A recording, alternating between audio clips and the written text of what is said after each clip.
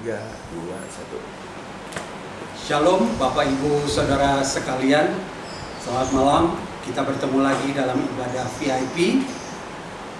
Mari kita siapkan hati kita untuk mendengarkan firman Tuhan. Kita angkat satu pujian, bukan dengan kekuatan.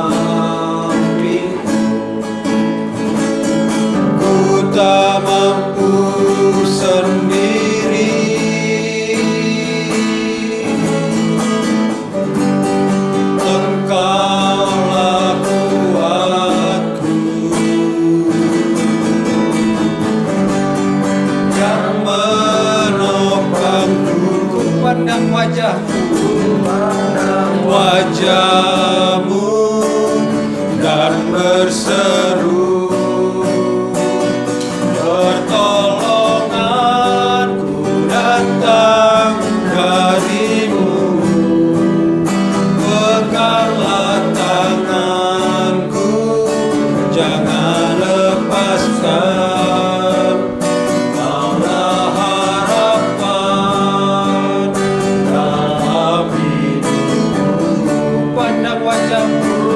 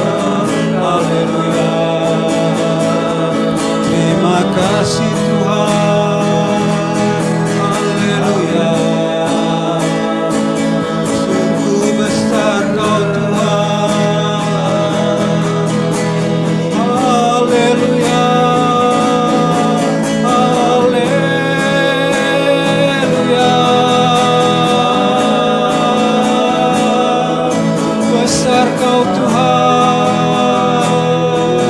Haleluya, haleluya. Terima kasih Tuhan. Haleluya, haleluya, haleluya.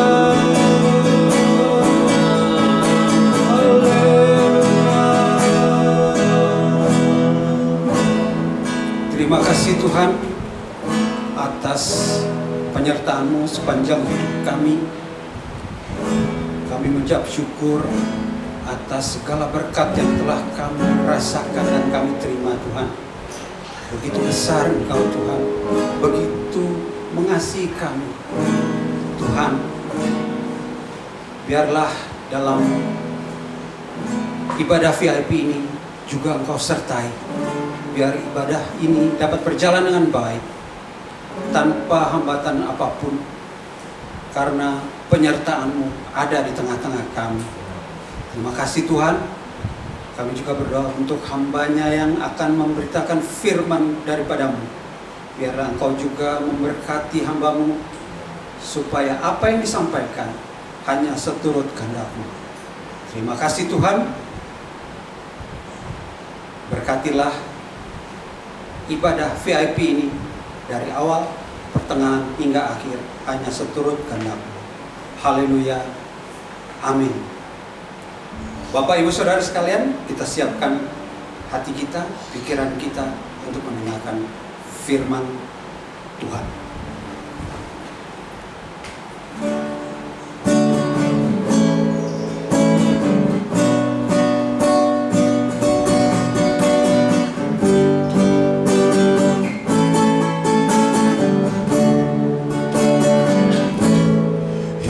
Hidupku menggenapi firman-Mu, tanda mujizat sertai tiap langkahku. Kau bersamaku di dalamku, jadi bukti kebesaran. Hidupku menggenapi firman-Mu, tanda mujizat sertai tiap langkahku. Kau bersamaku di dalamku, jadi bukti kebesaran-Mu.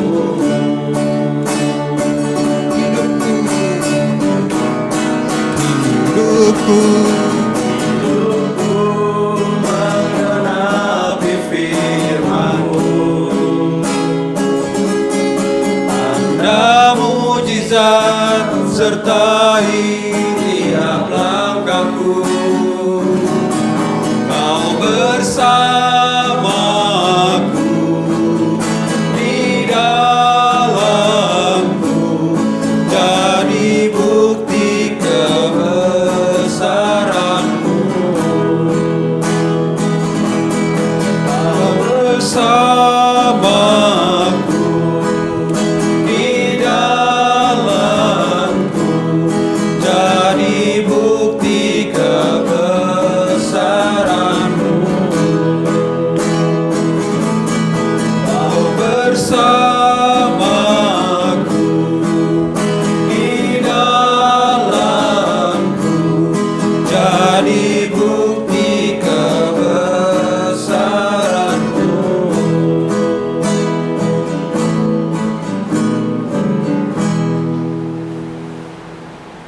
Mari kita terlebih dahulu berdoa untuk firman yang akan kita dengar pada malam hari ini. Bapak, kami bersyukur buat ibadah VIP hari ini, dan saatnya Tuhan berfirman bagi kami. Sampaikan apa yang menjadi pesan Tuhan, dan kami percaya ada berkat yang kami boleh terima. Urapan Tuhan turun atas kami sekalian, atas seluruh hamba-hamba Tuhan yang melayani malam ini dan atas seluruh jemaat Tuhan dimanapun mereka berada. Dalam nama Yesus, haleluya, amin. Terima kasih buat pelayanan Bapak Bardi yang sudah menyampaikan puji-pujian, membawa kita dalam pujian penyembahan, termasuk juga Bapak Christian yang sudah mengiringi. Saatnya kita akan melihat 1 Raja-Raja 17 ayat 7 sampai ayatnya yang ke-16. 1 Raja-Raja 17 ayat 7 sampai ayatnya yang ke-16. Elia dan janda di Sarfat. Tetapi sudah beberapa waktu sungai itu menjadi kering sebab hujan tiada turun di negeri itu. Maka datanglah firman Tuhan kepada Elia, bersiaplah, pergi ke Sarfat yang termasuk wilayah Sidon, dan diamlah di sana. Ketahuilah, dikatakan ketahuilah, aku telah memerintahkan seorang janda untuk memberi engkau makan. Setelah itu ia bersiap lalu pergi ke Sarfat. Setelah ia sampai ke pintu gerbang kota itu, tampaklah di sana seorang janda sedang mengumpulkan kayu api. Ia berseru kepada perempuan itu, katanya, cobalah, ambillah bagiku sedikit air dalam kendi supaya aku minum. Ketika perempuan itu pergi mengambil, ia berseru lagi, cobalah ambil juga bagiku sepotong roti. Perempuan itu menjawab, demi Tuhan Allahmu yang hidup, sesungguhnya tidak ada roti padaku sedikit pun kecuali segenggam tepung dalam tempayan dan sedikit minyak dalam buli-buli. Dan sekarang aku sedang mengumpulkan 2-3 potong kayu api, kemudian aku mau pulang dan mengolahnya bagiku dan bagi anakku. Dan setelah kami memakannya, maka kami akan mati. Tetapi Elia berkata kepadanya, janganlah takut, pulanglah, buatlah seperti yang kau katakan, tetapi buatlah lebih dahulu bagiku sepotong roti bundar kecil daripadanya, dan bawalah kepadaku, kemudian barulah kau buat bagimu dan bagi anakmu. Sebab beginilah firman Tuhan Allah Israel, tepung dalam tempayan itu tidak akan habis, dan minyak dalam buli-buli itu pun tidak akan berkurang sampai pada waktu Tuhan memberi hujan ke atas bumi. Lalu pergilah perempuan itu dan berbuatlah seperti yang dikatakan Elia. Maka perempuan itu dan dia serta anak perempuan itu mendapat makan beberapa waktu lamanya. Tepung dalam tempayan itu tidak habis, dan minyak dalam buli-buli itu tidak berkurang, seperti firman Tuhan yang diucapkannya dengan perantaraan Elia. Bapak Ibu sekalian, kalau kita baca ayat ini sangat menarik, dan seringkali kita berulang-ulang mendengar kisah bagaimana Tuhan yang mengadakan mujizat dengan segenggam tepung dan sedikit minyak dalam buli-buli, dan itu memberi makan kepada janda dan anak dan kepada hamba Tuhan yang bernama Elia.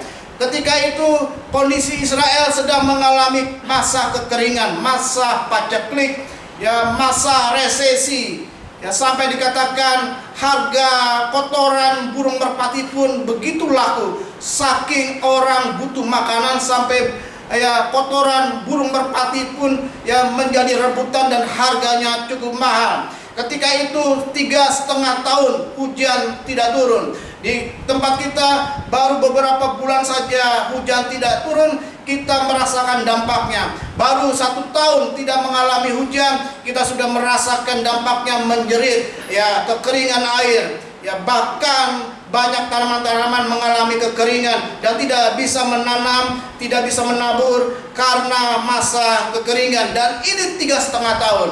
Ketika itu Elia dikirim oleh Tuhan ke Sungai Kerit. Di Sungai Kerit, ya, Elia dipelihara Tuhan, Elia diberkati Tuhan, Elia dijamin ya kehidupannya di tepi Sungai Kerit. Tapi kemudian Sungai Kerit juga mengalami kekeringan, dan kemudian Tuhan berfirman kepada Elia untuk pergi ke wilayah Sidon, ya, daerah Sarfat. Sidon ini bukan wilayah daerah Israel, ini adalah daerah orang-orang di luar Israel, orang-orang kafir.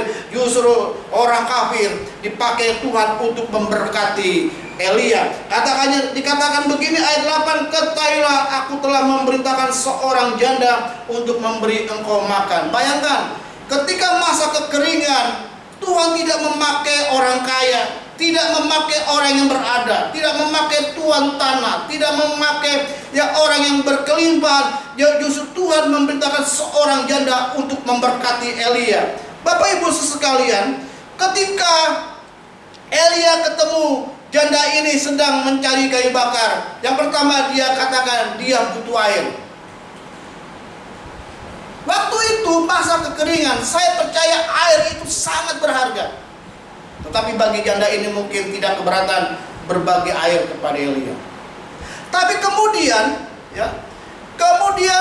ayat 11 katakan demikian, ia berseru lagi, ya cobalah ambil juga bagiku sepotong roti. Udah minta air, minta roti. Bayangkan. Ada rasa keberatan karena ayat 12 katakan tadi, perempuan itu menjawab, demi Tuhan Allahmu yang hidup, sesungguhnya tidak ada roti padaku. Jadi nggak ada roti. Jadi Elia minta roti, nggak ada roti. Si perempuan ini bilang, hanya ada segenggam tepung, sedikit minyak, aku lagi cari kayu bakar, aku akan mengolahnya masak, lalu aku akan memberi makan anakku, lalu kemudian aku, ya pasti dia seorang ibu akan mendahulukan anaknya, lalu dikatakan kemudian kami akan mati. Kemudian kami akan mati. Artinya yang mereka miliki hanya segenggam tepung yang sedikit, yang hanya bisa dinikmati satu kali makan. Itu pun satu kali makan tidak dalam keadaan full. Kalau janda ini namanya Ibu Santi, anaknya Karen. Waduh, ya pergumulan. Karena Bu Santi bilang kalau Karen itu makan tidak cukup satu porsi mie goreng, 2 porsi. Jadi kalau Bu Santi ini kasih makan untuk Karen, waduh, ini segenggam tepung jadi sepotong roti ini nggak cukup. Ya, bisa-bisa Karen minta nambah. Ya. Coba bayangkan, apalagi kalau itu Karen, yang lebih parah lagi kalau ini anaknya ya Semi, lebih parah lagi, 3 porsi dia butuh. Kalau Karen 2 porsi, Semi 3 porsi. Nggak mungkin. Waduh, ini waktu pergumulan berat. Ada rasa keberatan. Nggak salah saya katakan ada rasa keberatan. Kan memang kondisinya seperti itu. Tapi kemudian Tuhan berkata, ayat 13, jangan takut, pulanglah. Buatlah seperti yang kau katakan, tetapi buatlah lebih dahulu bagiku sepotong roti bundar kecil daripadanya, dan bawalah kepadaku, kemudian barulah kau buat bagimu dan bagi anakku. Elia memberikan motivasi, kasih dulu untuk Tuhan, kasih dulu untuk hamba Tuhan. Ini hamba Tuhan kurang ajar. Ya. Kalau saya ini Elia itu kan bahasa lainnya Elias. Penditain namanya Eri Elias. Datang ke tempatnya Bu Santi. Udah tinggal segenggam tepung untuk makan. Anaknya aja nggak cukup. Mau untuk makan anaknya aja nggak cukup, apalagi berdua sama Bu Santi. Tiba-tiba ada gembala, pendeta Eri Elias datang ke rumah minta sepotong roti. Waduh, pasti rasa keberatan. Tapi kemudian Tuhan berkata melalui Elia, kalau engkau buatkan untuk aku, maka percayalah Tuhan akan berfirman. Ayat 14 begini, dikatakan sebab beginilah firman Tuhan Allah Israel, tepung dalam tempayan itu tidak akan habis, dan minyak dalam buli-buli itu pun tidak akan berkurang sampai pada waktu Tuhan memberi hujan ke atas bumi. Artinya Tuhan pelihara. Ketika kita mendahulukan Tuhan, ketika kita mengutamakan Tuhan, ketika kita memberi untuk Tuhan, maka Tuhan bertanggung jawab atas hidup kita. Dia pelihara janda bersama dengan anaknya. Ya, dikatakan ya setahun penuh dipelihara. Di terjemahan lain, ya di Alkitab terjemahan lama dikatakan ya setahun penuh 365 hari Tuhan pelihara janda dan anaknya ini. Karena gara-gara apa? Memberi untuk Tuhan. Ada 2 hal yang saya ingin sampaikan pada kesempatan malam hari ini. Ya. Di ibadah VIP ini ada 2 hal. Yang pertama, saya ingin garis bawahi, Tuhan baik kepada setiap keluarga. Amin. Itu harus kita ingat, Tuhan itu baik ya, kepada setiap keluarga. Keluarga hamba Tuhan yang diwakili oleh Elia, Tuhan pelihara. Keluarga seorang janda, ya janda miskin, Tuhan pelihara. Tuhan juga pelihara, artinya ketika Tuhan pelihara janda ini, Tuhan juga pelihara anaknya. Orang muda juga dipelihara, artinya Tuhan memelihara setiap keluarga, khususnya keluarga jemaat GBI Batu Penjuru. Di tengah-tengah masa pandemi, di tengah-tengah masa krisis, di tengah-tengah masa kesusahan, di tengah-tengah masalah ekonomi yang cukup berat, saya ingin katakan bahwa Tuhan baik kepada setiap keluarga dari jemaat GBI Batu Penjuru. Amin. Tuhan mengangkat harkat diri seorang janda. Bapak Ibu sekalian, ketika kita melakukan penggalangan dana, entah penggalangan dana untuk acara Natal, acara Paskah, acara kenaikan Tuhan Yesus Kristus, penggalangan dana untuk peduli kasih, penggalangan dana untuk membagikan sembako, penggalangan dana untuk peduli NTT. Saya ingin katakan, ada banyak kita mungkin berpikir si Anu seorang janda, si Anu seorang keluarga sederhana, ya nggak perlu dilibatkan, karena kalau kita libatkan sangat memberatkan. Jangan salah, Tuhan bisa pakai seorang janda miskin, Tuhan bisa pakai keluarga yang berkekurangan, ya Tuhan bisa pakai keluarga siapapun untuk menyatakan kebaikannya kepada keluarga tersebut. Jadi Bapak Ibu, kalau mau katakan aku nggak punya apa-apa, aku nggak bisa bantu gereja, aku nggak bisa bantu program gereja, aku nggak bisa kasih persembahan, aku nggak bisa dukung setiap pelayanan di gereja, saya katakan salah kalau kau tidak bisa melakukan itu, karena Tuhan bisa memakai engkau dengan apa yang kau punya. Tuhan itu baik kepada setiap keluarga. Dia mengangkat harkat diri seorang janda. Yang kedua, bicara tentang Tuhan baik kepada setiap keluarga, saya katakan setiap pribadi, setiap keluarga, ya keluarga yang berkekurangan, keluarga yang sederhana, keluarga yang berkelimpahan, keluarga yang kaya raya, keluarga yang memiliki segala-galanya, ya saya katakan semuanya Tuhan bisa pakai. Amin. Tuhan mengangkat orang yang dianggap, tapi hal yang kedua juga perlu diingatkan, ya Tuhan bisa mengangkat, ya tidak hanya kita mengangkat, tapi Tuhan bisa memakai kita dengan apa yang bisa kita lakukan untuk pekerjaan Tuhan. Dan itu terbukti di tengah-tengah masa pandemi ini. Selain orang-orang yang berada yang bisa membantu, tapi saya melihat orang-orang yang saya anggap sederhana, rasanya cukup berat untuk memberikan persembahan, justru Tuhan pakai. Kita bisa lihat Natal sukses dengan saldo di atas 10 juta. Paskah ada saldonya di atas 10 juta. Ibadah kenaikan kita butuh terkumpul 12 juta. Ibadah kegiatan peduli kasih untuk NTT terkumpul 9 juta. Pada masa pandemi begini loh, masa-masa yang berat. Jangan silau dengan orang-orang yang memberi besar. Itu juga adalah bagian dari jumlah-jumlah tersebut. Tapi juga jangan lupa, di dalamnya ada keluarga-keluarga yang sederhana, ada janda-janda yang mungkin dikatakan nggak ada pendapatan yang cukup besar, tapi bisa memberkati pekerjaan Tuhan di tempat ini. Amin. Jadi yang pertama, Tuhan baik kepada setiap keluarga.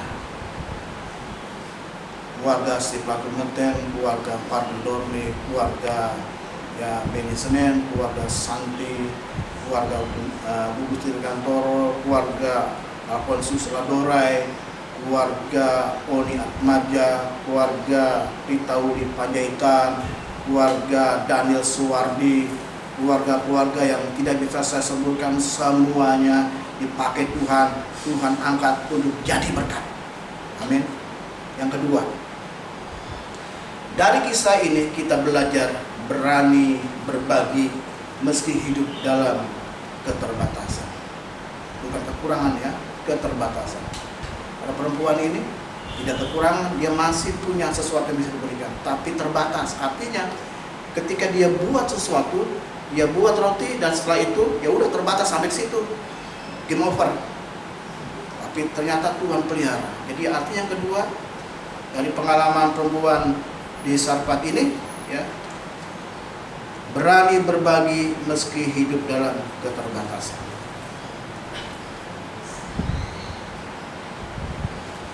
Kami kemarin ditantang untuk kasih janji iman bagi Badan Pekerja Daerah untuk pengadaan kantor BPD. Udah dipatok minimal 500.000 janji iman, tapi udah dipatok minimal, nggak ada pilihan lain di bawah 500.000. Kalau ada pilihan lain di bawah 500.000, saya percaya Pendeta Christian Irawan pasti pilih yang di bawah 500.000 rupiah. Saya percaya rekan-rekan hamba Tuhan yang lain juga pasti pilih yang di bawah 500.000 rupiah. Ya, termasuk saya juga pasti pilih yang di bawah 500.000 rupiah. Bayangkan, udah itu diklat bayar. Pendeta muda Christian Irawan. Terus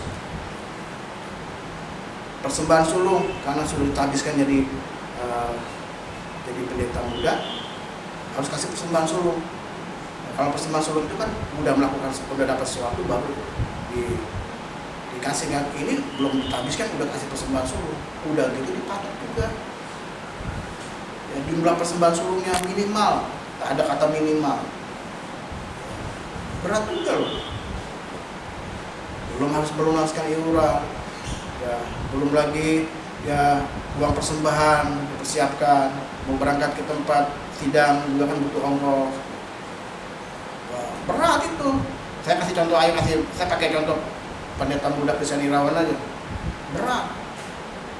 Tapi belajar dari perempuan ini, Pendeta Christian Irawan dengan rekan-rekan yang lain, ada bantuan dari grup, dari keluarga besar GB Batu Penjuru, mereka juga kan mengalami dampak yang besar juga, mengalami keterbatasan, tapi mereka harus berani ya, melakukan janji iman. Termasuk saya juga berani ya memberikan janji iman. Kenapa? Kita belajar dari perempuan ini, berani berbagi meski hidup kita dalam keterbatasan. Amin. Baru berani berbagi ya, walaupun hidup kita terbatas. Batasnya orang-orang di depan saya ini yang mengalami keterbatasan, tapi berani berbagi. Bagi dengan apa? Tidak hanya bicara tentang uang, waktu, tenaga, talenta, bisa terselenggaranya ibadah, berbagi. Ya, jadi Bapak Ibu jemaat GBI Batu Penjuru dimanapun kau berada, ya saya tidak mengiming-iming sesuatu yang luar biasa, yang dahsyat, tapi inilah firman Tuhan. Mari kita berani berbagi meski hidup kita dalam keterbatasan. Ya, terbatas keuangan kita. Tetapi ingat 2 Korintus 9 ayat yang ke-6 dikatakan begini, camkanlah ini. Ya, 2 Korintus 9 ayat yang ke-6, camkanlah ini, orang yang menabur sedikit akan menuai sedikit juga, dan orang yang menabur banyak akan menuai banyak juga. Hendaklah masing-masing memberikan menurut kerelaan hatinya, jangan dengan sedih hati atau karena paksaan, sebab Allah mengasihi orang yang memberi dengan sukacita. Dan dikatakan ayat 8-nya, dan Allah sanggup melimpahkan segala kasih karunia kepada kamu, supaya kamu senantiasa apa dikatakan berkecukupan di dalam segala sesuatu, dan malah dikatakan apa? Berkelebihan di dalam berbagai kebajikan. Berkecukupan, bahkan kemudian berkelebihan.